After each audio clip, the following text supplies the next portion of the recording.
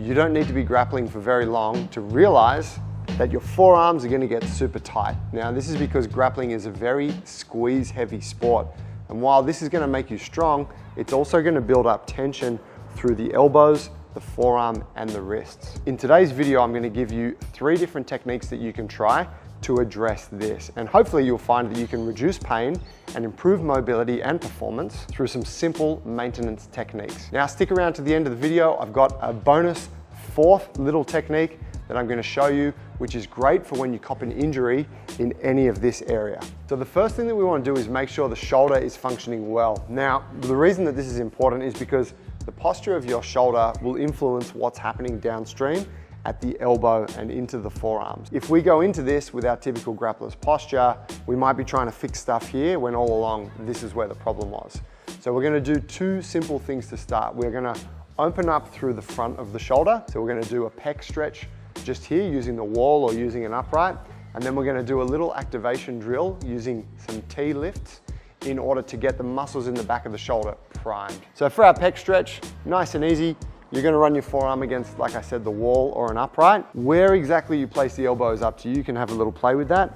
But I'm then going to pull my shoulder blade down and just turn out gently until I feel a nice stretch here through the pec. I want you to do 2 sets of 90 seconds. So nice and relaxed. I don't want you to screw your face up in pain. I want it just to be a relaxed, easy stretch that you could maintain a conversation while you're doing. Now you can, of course, change the angle up a little bit as you work through the set, but the goal is to hold for the full 90 seconds, and then we will repeat on the other side. Our second drill, the T lift.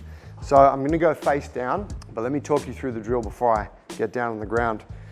Face down, shoulder blades will pack down, and then I'm gonna rotate my thumbs up towards the ceiling. All I'm looking to do from here is squeeze my shoulder blades together and lift my arms from the floor, okay?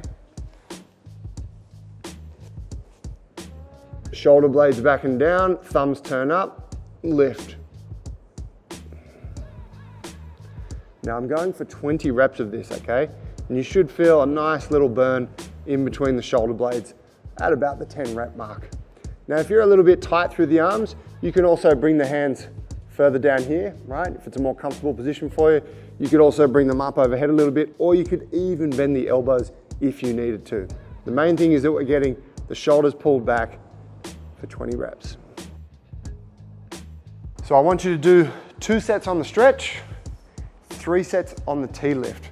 This is your first superset. Once you've done this, you can go into the next techniques that I'm about to show you. Step 2, now we're gonna mash the forearms. So for this, I'm using a lacrosse ball. These are kind of a worldwide accepted tool for mobility, but they are actually a lacrosse training ball, I believe. The beauty of these is that it's the size of it that's really handy to get into most spots, but it's also the density. It's a really firm, hard rubber ball. If you don't have one of these, you can find something similar. If you jump onto Amazon, there's a bunch of options. What I would encourage you to do though is get one of these if you can, and you will be able to get these on Amazon, purely because the size and the density is what's important. And I've purchased other massage balls from overseas and stuff before, and they just don't hit quite the same. So in any case, we're gonna mash the forearms. So we're talking about all these tissues here from the elbow down towards the wrist, right? And so we're gonna be working here, these elbow flexors, and then also under here where it's a little bit harder to get to. Essentially with this stuff, we're looking to spend time on the tissues that feel uncomfortable. So if you're rolling around and you're not really feeling much, I want you to try and locate a spot that's uncomfortable, and that's where the good stuff is happening. Think of this like giving yourself a massage. So I'm gonna just choose a spot to begin. Notice that I place the ball and then I use my other hand to apply weight or pressure down onto the ball. Now once I'm there, I've already found a spot. I'm just slowly gonna move along the length of the forearm. Keeping pressure is really important here, and you'll notice that my fingers will articulate a little bit. Kind of know you're on the good stuff when the fingers start opening and closing without you doing it yourself. And I'm just moving up and down. Like I said, the most important thing is pressure, not movement. So don't feel like you've got to move around a bunch. Right now I'm on a good spot, so I'm just gonna hang out there. And then now I'm just gonna go gently back and forth on that a little bit too. Now this should be uncomfortable, okay? I don't want you to inflict massive amounts of pain on yourself. but I do want you to inflict massive amounts of pain on yourself. A good little tip I learned with this stuff is to try not to screw your face up. So don't spend the whole time wincing, because then your body just learns to make that face every time you're uncomfortable. And when someone's got big knee ride pressure on you, you don't want them to know that it fucking sucks for you and you feel like your internal organs are about to come out of your butt. So what's important is that you learn just to keep a poker face. And if such an accident were to occur, no one would know. Cool, so I'm working through that spot. And so you can't really see it on camera, but I'm kind of working through a line here. And then I'm just gently like moving down a bit and then moving along that line. And then I'm moving a bit lower and I'm just trying to get into different parts of this massive muscle here around the forearm. Now, you would want to spend around 3 to 5 minutes, if you could handle it, on both arms. Once we've done this, this might be enough to give you some relief temporarily, but the most important thing is the next step that we go into, where we're actually going to stretch and strengthen all of the tissues of the forearm. All right, so now we're looking at 2 very loaded stretches for the wrists. And in the wrists, we are talking about the forearm. So you should feel this really release on both sides of the forearm there. And I guess with this whole thing, I want you to take a view that the wrist, the forearm, the elbow, the shoulder, this is all connected. So really working through this whole area is usually gonna have benefit when we're trying to release tension or reduce pain in that locality. We're gonna start with our palm stretch, okay? So the palm stretch, I'm gonna turn my palm up and I'm gonna place my fingertips on the ground. Now you'll notice I'm supporting my weight on the other hand. It's important because I wanna set up for the stretch without any load in it, and then I want to apply the load gently. So from here, I'm going to keep the fingertips on the ground, but I'm going to push my elbow, notice this elbow is bending, I'm pushing this towards the floor, and I'm pushing my palm forward, okay? Now this starts to become a pretty aggressive stretch quite quickly. What you'll notice is that you're stretching all the way through the palm, the fingers, but also up here into the forearm. And I'm just hanging out. Now it's important with this, I want to keep my weight towards the index finger on the stretching hand, okay? And I want that index finger pointed straight back towards me. So I don't want to have it sort of turned out here where it's a bit off to the side. I want it pointing straight back, okay? And we're down here for 90 seconds, okay? Now, if it's really intense for you, and it may be, you could start with like a 10-second hold, and then you could back off for a few seconds, 10-second hold. You could do 3 or 4 of those per set. Doesn't have to be 90 seconds continuously. But ideally, you get to a point where you can sort of semi-comfortably settle into this position, okay? Once I've done that, I will of course repeat on the other side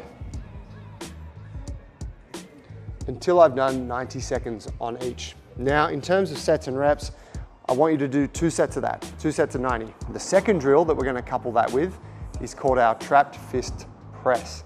Now this drill, you might have seen way back in the day, early on our Instagram, JT did a seminar of Josh Hingers, who is the guillotine master, and anyone who's a master of guillotines is gonna have tight elbows. JT took Josh through this drill.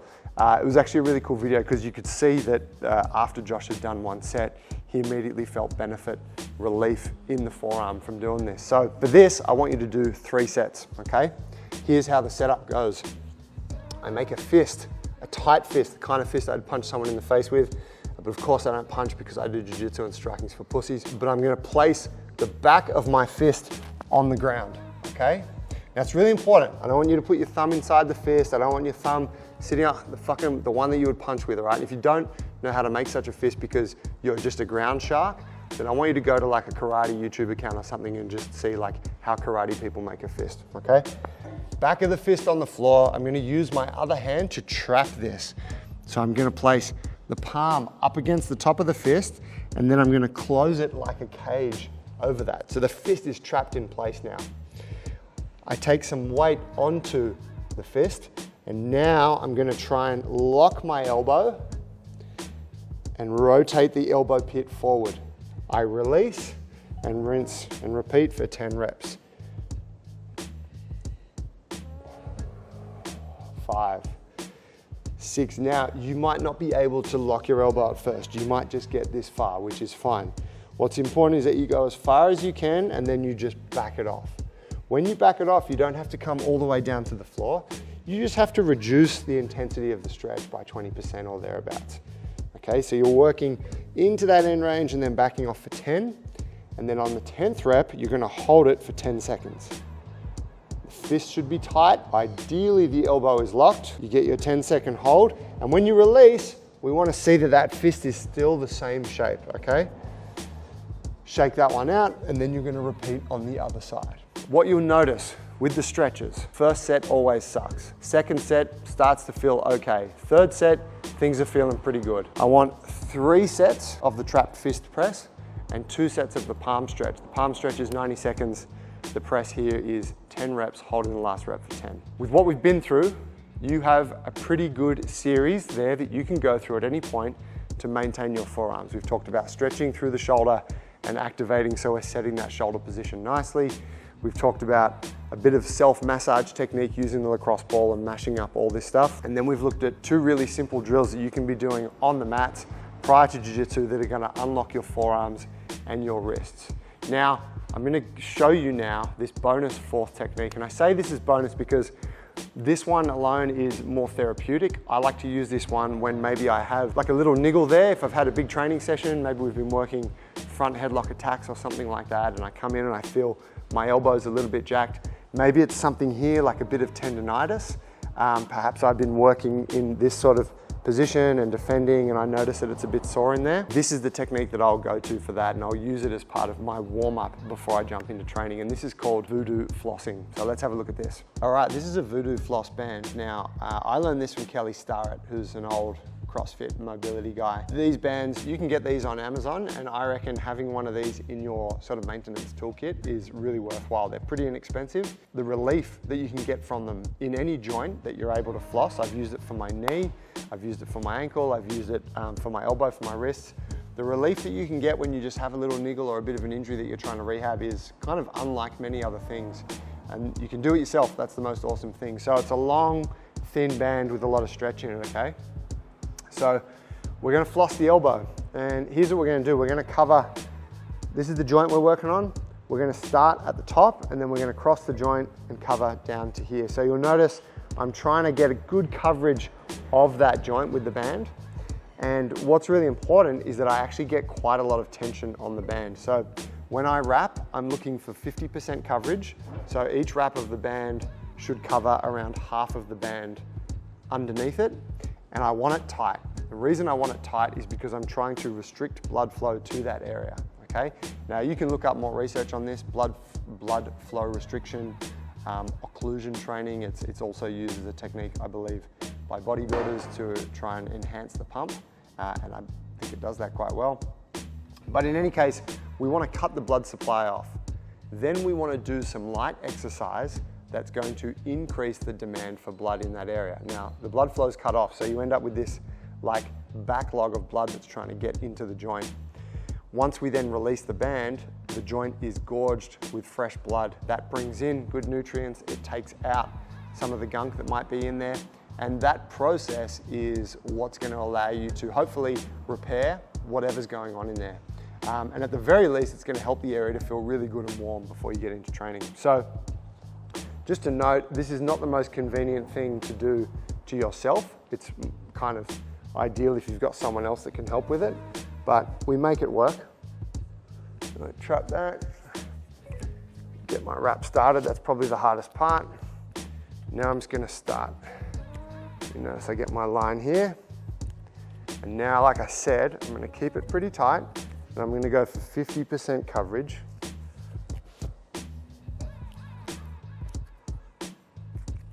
Across that elbow joint. Now, the other thing that will happen to you when you're new to this, you'll drop the band, the whole thing will unravel, it'll become super frustrating. It's okay. Like anything, you need to develop the skill of this technique as well. You see, I'm really making sure to get no folds in the band. I want it to be nice and flat, and I want to kind of make sure I'm cutting off supply evenly throughout the whole area.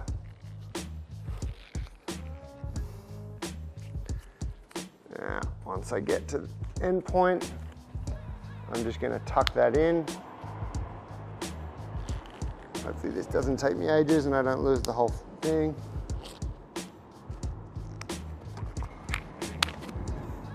Band just broke. Might be time for a new band. We've got a few hairs caught in there, but we persist. Oh God. Jules, you're like a fucking war photographer right now. It's like, man, put the camera down and grab a gun, man. The goddamn fight going on. But no, the cameraman stays behind the camera. All right, we're good. So we're there. Now we want to do some really light exercise. Pushing and pulling. It's just going to demand some blood, increase the blood flow to that area. So I'm going to go with some really light push-ups just here, focusing on the elbow. And I'm going for like whatever, 30, 40, something like that. Cool. Now grab a band here. If you had a dumbbell or something like that, you could just do some simple curls. Just gonna do some curls here. Now what you'll notice is that cutting off the blood supply to your body is probably not a good idea to do this for a prolonged amount of time. So be smart about this. You only want to do it for a couple of minutes, but you actually get a little bit lightheaded. And I don't know if you can see right now, but my hand's really white. You notice I got no blood down in the hand there. So that means we've done a pretty good job of cutting off the blood. So I'm just gonna do a few more reps. Now, like I said, only a couple of minutes of this. Don't do it until you pass out, it's a bad idea. We obviously don't have any blood going on down this lower part. Now I'm gonna undo the band.